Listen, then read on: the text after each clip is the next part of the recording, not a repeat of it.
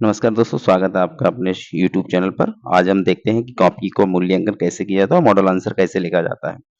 तो एक पहला सवाल आ गया हमारे पास, इसमें लगभग 6 क्वेश्चन होंगे और 3 होंगे 125 शब्दों वाले और 3 क्वेश्चन होंगे 2 शब्दों वाले। तो हम शुरुआत करते हैं पहले सवाल से। तो पहला सवाल है, राष्ट्रीय शिक्षा नीति की भूमिका का मूल्यांकन कीजिए 125 शब्दों में। इम्पोर्टेंट क्वेश्चन है। राष्ट्रीय शिक्षा नीति इस समय चर्चा में, इसलिए ये क्वेश्चन इम्पोर्टेंट है।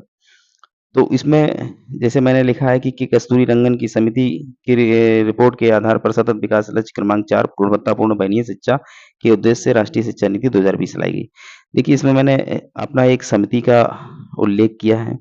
एक सतत विकास लक्ष्य को भी इसमें एसडीजी को भी किया है। तो ये वो जो भूमिका है लगभग बहुत ज़्यादा प्रभावी है। फिर इसमें हम देखते हैं कि राष्ट्रीय शिक्षा नीति की जो भूमिका क्या रही है। तो इसमें मैं एक पॉइंट भूल गया था लिखना, जीडीपी का 6% निवेश होना चाहिए, उसकी सिफारिशें दी गई हैं।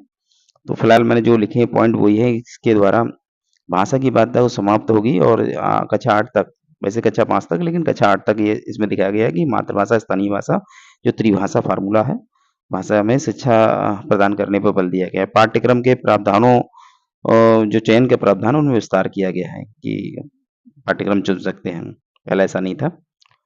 सकल नामांकन अनुपात जो है वो बढ़ाना है और जो ड्रॉप आउट है बच्चे, उनकी संख्या को कम करना है। फिर इसके बाद उच्च शिक्षा पुनर्संरचना की गई है। जैसे 3 तरह के विश्वविद्यालय हैं, शोध वाले हैं, शिक्षण वाले हैं और डिग्री प्रदान करने वाले हैं।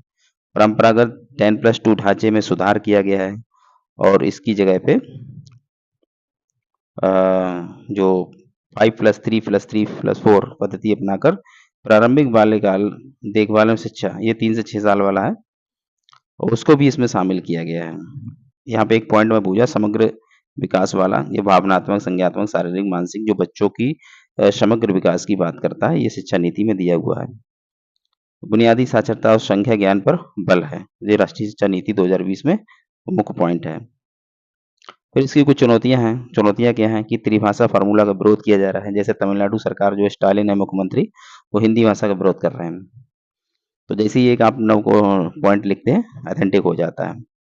शिक्षा संपत्ति सूची का विषय है, अतः इसे संपूर्ण भारत में ज्यों का त्यों लागू करना बहुत मुश्किल है, राज्य विरोध करेंगे।